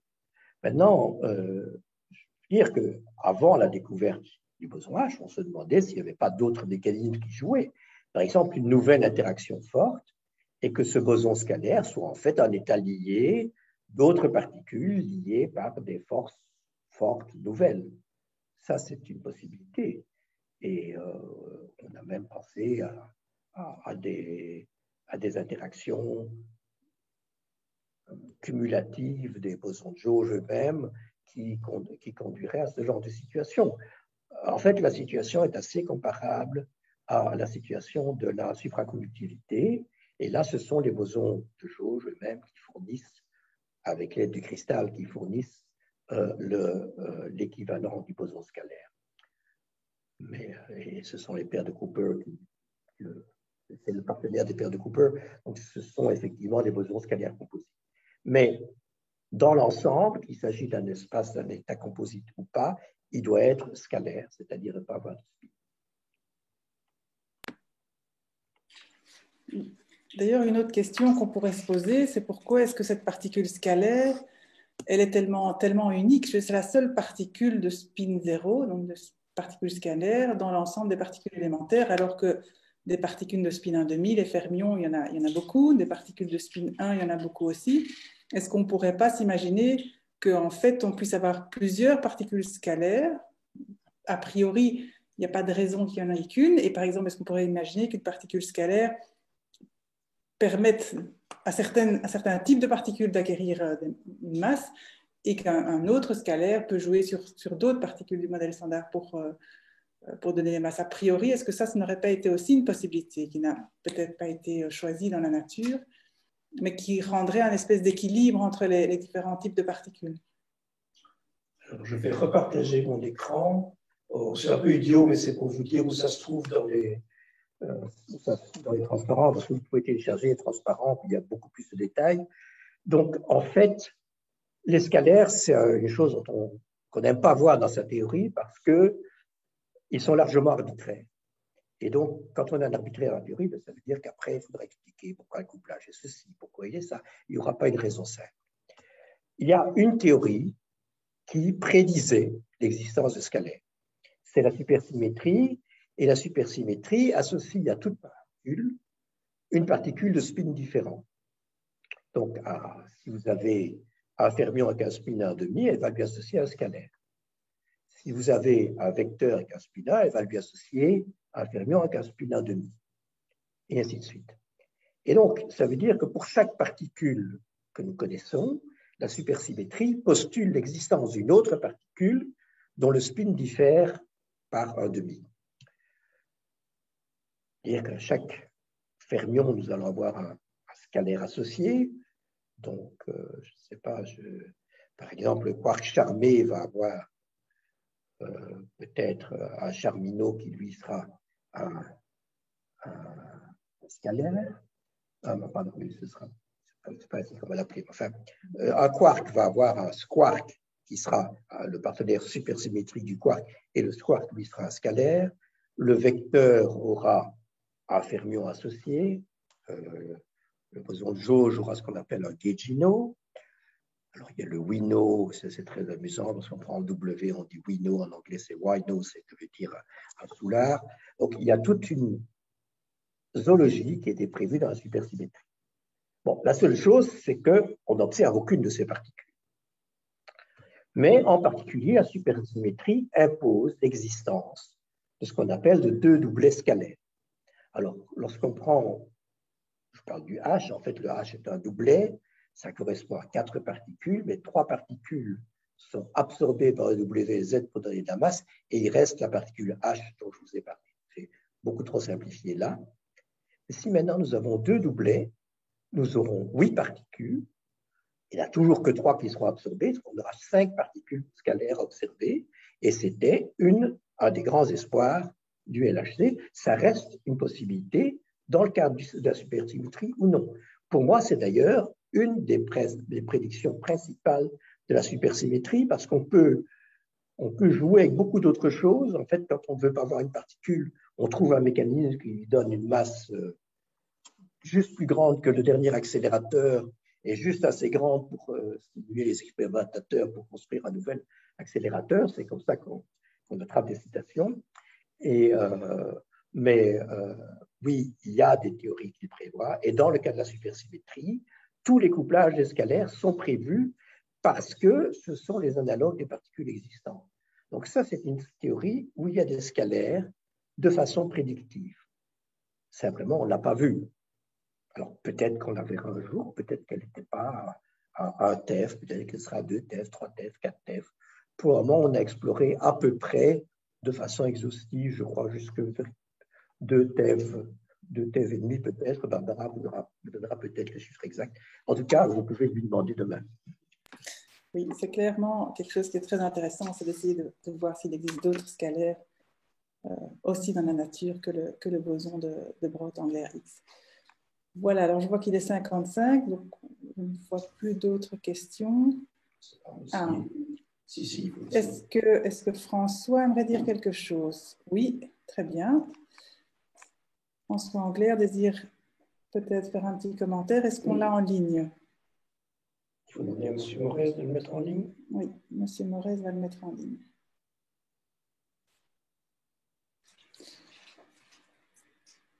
Est-ce que M. Morez, vous m'entendez?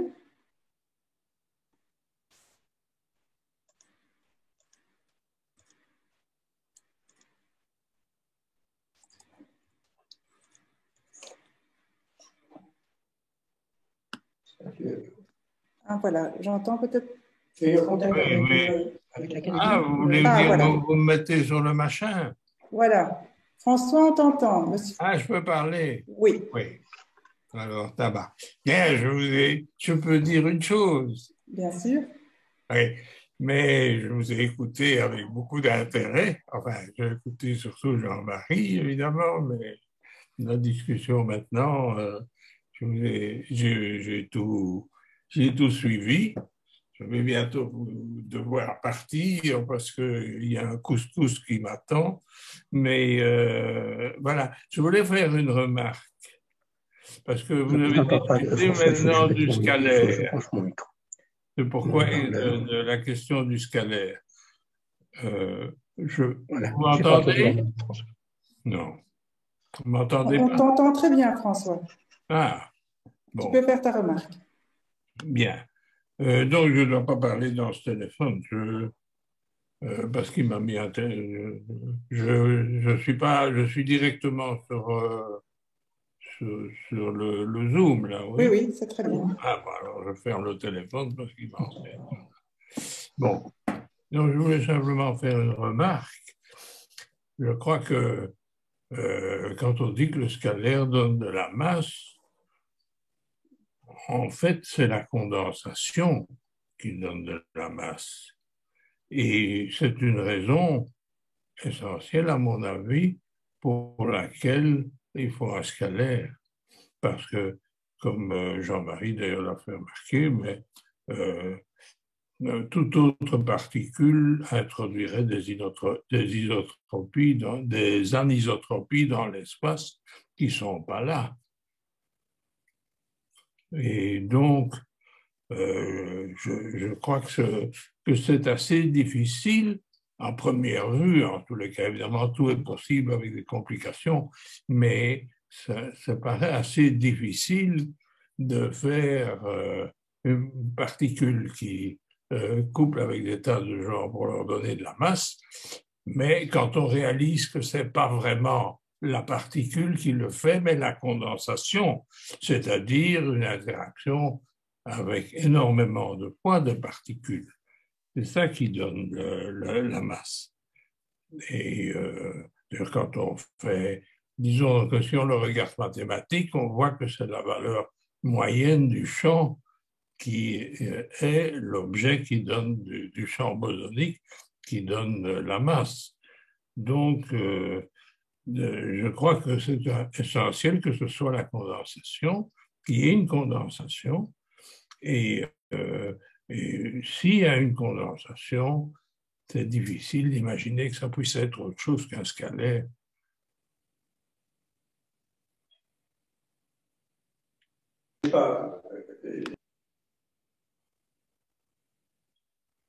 Moi, j'entends rien maintenant. Pourquoi moi, j'entends? Voilà, maintenant je peux parler. Et donc, en fait, effectivement, j'avais souligné que la première question, c'est que si on avait ça, si c'est un vecteur qui se condense, ben on va avoir une direction privilégiée. Et l'autre élément, c'est que, comme François l'a souligné, je n'ai pas parlé de la condensation, c'est vrai, mais ça veut dire que le fait qu'une particule qui était sans masse au départ acquiert une masse, ça veut dire parce que lorsqu'elle se propage, sa vitesse est réduite. Et sa vitesse est réduite, je vais faire un partage ici, parce qu'elle interagit avec le milieu. Le milieu, ça peut être le vide, peu importe, mais ce milieu-là, il va être plein de ce qu'on appelle la condensation des scalaires. Et vous avez par exemple une particule ici qui passe à travers tout. Je ne sais pas si on le voit maintenant. Oui, une particule qui passe à travers tout, ben, elle a sa vitesse C, elle va à la vitesse C. Une particule qui interagit avec cette accumulation, la condensation qui serait de scalaire ici, eh bien, vous voyez qu'en fait, elle va suivre un chemin plus long. Même si elle va entre chaque étape à une vitesse C, elle va suivre un chemin plus long. Elle ne perd pas d'énergie là-dedans. Mais le résultat, c'est que sa vitesse moyenne est inférieure à C. Et une vitesse moyenne inférieure à C, ça veut dire qu'elle a une masse. Mais pour ça, il faut qu'effectivement que le milieu, ou plus exactement dans ce cas-ci, ce qu'on appelle le vide, c'est-à-dire le vide, ce n'est pas l'endroit où on ne peut pas respirer, hein, c'est l'endroit fondamental de la théorie dans notre domaine. Et donc, on doit avoir une accumulation de particules, et on sait que les fermions ne peuvent pas s'accumuler parce qu'il y a le principe de Pauli qui leur interdit. Les vecteurs, s'ils s'accumulent, ils vont donner une direction privilégiée dans l'espace. Bon, c'est un des points. L'autre, c'est effectivement, si on donne de la masse aux fermions, eh bien, il n'y a pas d'autre solution. Mais au départ, le modèle que François et Robert l'ont prédit, il visait seulement à donner de la masse au W. Donc là, la question, l'argument de donner de la masse aux fermions ne vaut pas, historiquement. Voilà, un grand merci Jean-Marie pour cette clarification. Merci à François Anglais pour aussi la clarification par rapport à la condensation. Je vois qu'il est 7h02. On me dit qu'il faut clôturer maintenant cette conférence. Je voudrais remercier très chaleureusement le professeur Jean-Marie Frère, bien sûr, pour son exposé, pour avoir pris le temps aussi de répondre aux questions. Merci à François Anglais aussi pour sa participation. Je vais le laisser aller déguster son couscous, mais je vais aussi laisser l'ensemble des participants aller prendre leur repas. Et voilà, je vous invite donc à continuer le cycle par la conférence de demain, que j'aurai le plaisir de vous donner, et qui portera plus sur les aspects plus expérimentaux. Et puis, nous aurons donc le débat après les congés de carnaval, le 23.